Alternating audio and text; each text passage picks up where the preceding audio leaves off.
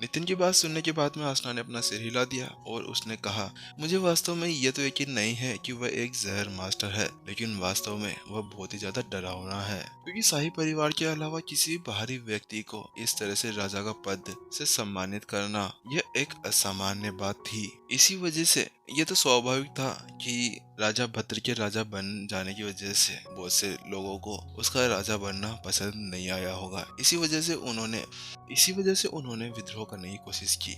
हालांकि जब राजा भद्र को उनके बारे में पता चला तो उसके बाद में पता नहीं उनके साथ में क्या हुआ कि जितने भी वह विद्रोही थे वह या तो लापता हो गए या फिर वह पूरी तरह से मार दिए गए थे। आसना की बात सुनने के बाद में नितिन के माथे के ऊपर ही चिंता की लकीरें देखी जा सकती थी। उसके लिए तो कुछ और ही मायने लगता था, चाहे से वह व्यक्ति कितना ज्यादा खतरनाक क्यों ना हो, चाहे से वह एक जहर मास्टर ही क्यों ना हो। हालांकि उसको समझ में नहीं आ रहा था कि वह मोहन को क्यों किडनैप करने लगा, क्योंकि उसके साथ में तो नितिन कभी मिलके नहीं आया था, ना उसके साथ में कोई मुठभेड़ हुई थी। लेकिन उसके अलावा मास्टर टीचर और एक होंगर मास्टर टीचर अकेडमी के प्रिंसिपल के साथ में इस तरह से पंगा लेना क्या ये वास्तव में लाजमी था? आसना की बात सुनने के बाद में नितिन ने उन दोनों से कहा, ठीक है, अब तुम दोनों को यहीं पर ही रुक जाना चाहिए, आगे बहुत ही ज्यादा खतरा है और मैं इससे अकेले ही निपट लूंगा। क्योंकि नितिन समझ चुका था कि शायद से वो दूसरी पार्टी कुछ भी कर रही हो। हालांकि उसने पहले ही नितिन को अपना एक टारगेट बना लिया था, लेकिन नितिन को पता नहीं था कि ऐसा क्यों है, और इसी वजह से नितिन वहाँ पर कोई भी जोखिम नहीं उठाना चाहता था।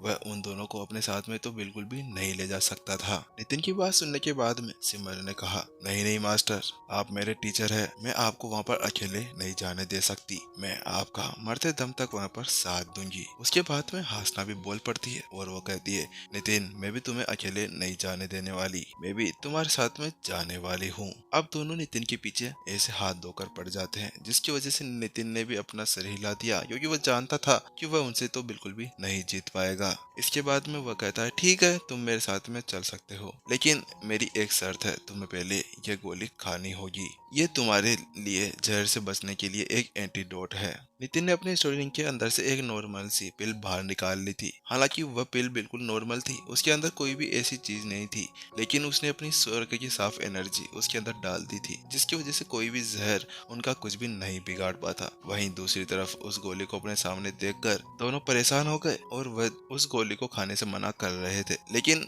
वह जानते थे कि अगर उन्होंने ऐसा कुछ कहा तो नितिन उन्हें वहां पर नहीं ले जाएगा। इसी वजह से दोनों ने जल्दी से उससे वह गोली ले ली। चलो ठीक है, अब चलते हैं। इस पूरे समय में वह तीनों की तीनों अभी टेलीपैथी के द्वारा बात कर रहे थे, इसीलिए उन्हें चलने के अंदर कोई भी परेशानी नहीं हुई और वह अभी उस युवक का पीछा करने में सक्षम थे। जल्द ही वह चलते हुए अब एक बड़े से घर के सामने पहुंच जाते हैं। वह घर बहुत ही ज्यादा आलीशान था और बहुत ही विशाल था। हालांकि वो कॉम्पैक्ट मास्टर हॉल से तो इतना ज्यादा बड़ा नहीं था, लेकिन वह देखने से बहुत ही ज्यादा राजसी लग रहा था। और जो वह घर था और उसके आसपास का जो एरिया था वो पूरी तरह से संरचनाओं से ढका हुआ था, और कोई भी ये महसूस कर सकता था कि वहाँ के आसपास की जितनी भी आध्यात्मिक ऊर्जा थी वह उसी घर की तरफ खींची जा रही थी। और ये तो फिर कहने की जरूरत थी ही नहीं कि जो ये भूमि थी ये साधना करने के लिए एक उपयुक्त जगह थी, जहाँ पर कोई भी कल्टीवेटर अपनी साधना को आराम से आगे बढ़ा सकता था। वहाँ पर पहुँचने के बाद में युवक पीछे पलटता है और वह उन तीनों से कहता है, यह हमारे पुराने मास्टर का घर है। वह युवक पहले आगे बढ़ता है और वह सीधे अपने सामने खड़े हुए गार्ड के पास में चला जाता है और चुपचाप जाकर वहाँ पर उसके कानों के अंदर कुछ फुसफुसाता है। उसके बाद में गार्ड भी अब उन तीनों की तरफ देखने लगता है और कुछ देर देखने के बाद में वह उनसे कहता है, ठीक है, तुम सभी अंदर जा सकते हो। उसके बाद में वह युवक उन तीनों की तरफ इशारा करता है और कहता है, ठीक है, हमें इस तरफ जाना है। और अब वह युवक की आंखों के अंदर जो चमक थी वह नॉर्मल चमक नहीं थी, वह अभी कोई ना कोई चाल चलने की कोशिश कर रहा था, यानी कि अभी कुछ ना कुछ गड़बड़ होने वाली थी। लेकिन नितिन ने इसे नोटिस कर लिया था, लेकिन उसने ऐसा कुछ भी नहीं कहा और बस वह चुपचाप पीछे पीछे हासना और सिमर को लेते हुए वहां से चला गया। जैसा कि रोसा साम्राज्य के पहले राजा के घर से उम्मीद थी, वह वास्तव में एक आलीशान बंगला था। ओंगन साम्राज्य का जो शाही महल था वह भी उसकी तुलना बिल्कुल भी नहीं कर सकता था। यहाँ तक कि जो इसका फुटपाथ बना हुआ था ना, वह भी मूल्यवान अयस्कों द्वारा बनाया गया था। और इस इस जागीर का हर एक हिस्सा ये दर्शा रहा था कि इसके ऊपर फिजूल खर्ची की गई थी। मुझे तो ऐसा लगता है कि यहाँ पर जितनी भी संरचनाएं बनाई गई है और यहाँ के जितनी भी चीजें बनाई गई है वह वास्तव में लैंडस्केपर्स द्वारा बनाई गई है। वह बोलने वाला कोई नहीं था, वह सिमर थी जिसने उस घर को देखने के बाद में टिप्पणी की थी। क्या लैंडस्केपर्स? यह नाम नितिन ने पहली बार सुना था, इसीलिए उसने फिर से सिमर से पूछा। हाँ, लैंडस्केपर। ये बाकी के व्यवसाय जैसा इतना ज्यादा फेमस व्यवसाय नहीं है, इसी वजह से इसके बारे में किसी को ज्यादा कुछ नहीं पता। जो लैंडस्केपर्स होते हैं उनके पास में एक अद्वितीय क्षमताएं होती है। वह किसी भी तरह की घर के अंदर जान डाल दिया करते हैं और जितनी भी चीजें होती है उन सभी को एक साथ मिला दिया करते हैं।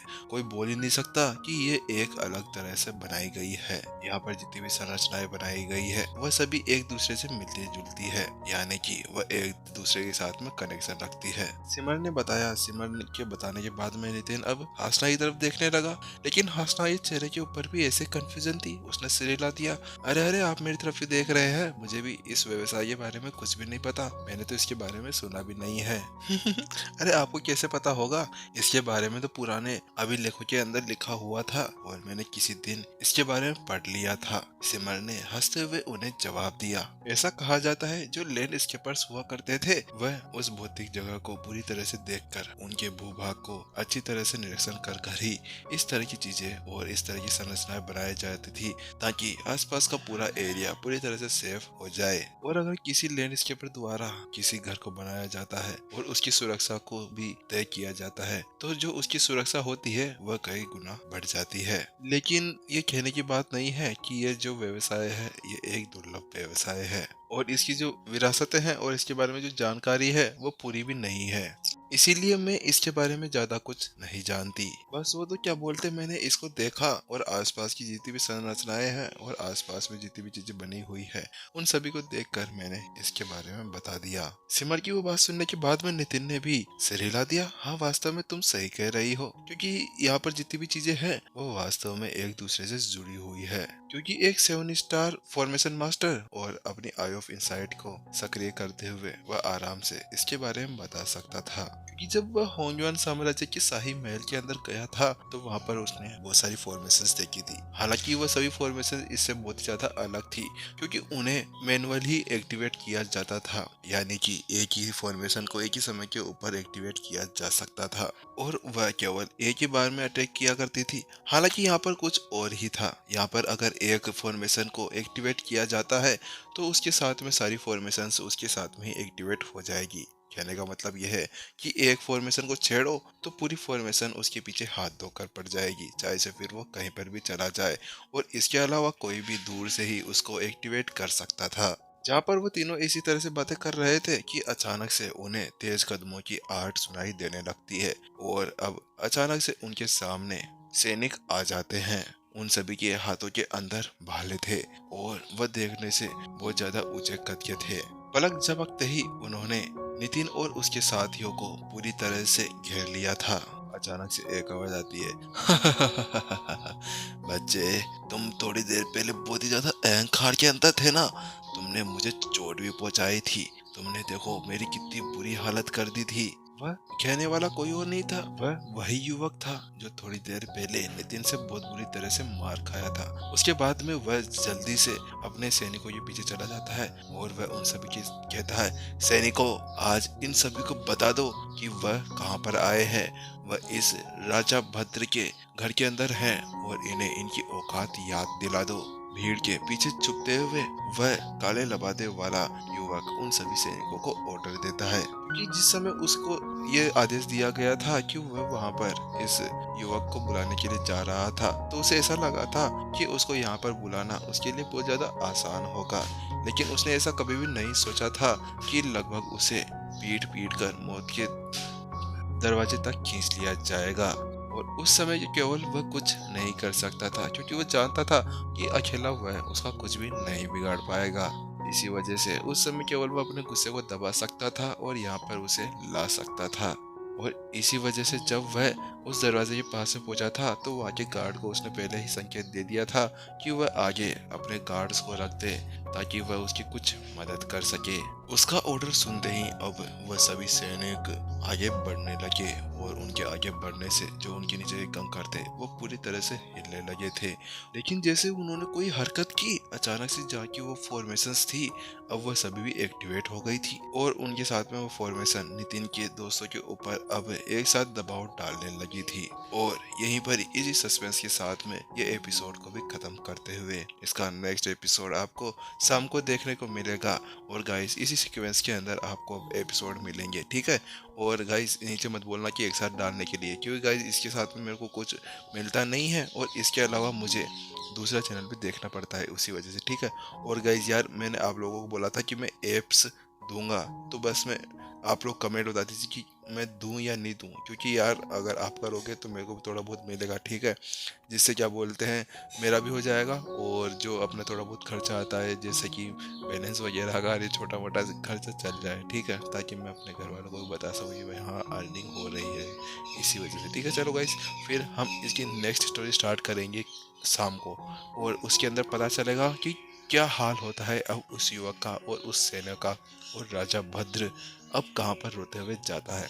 ठीक है गाइस, टाटा बाय बाय।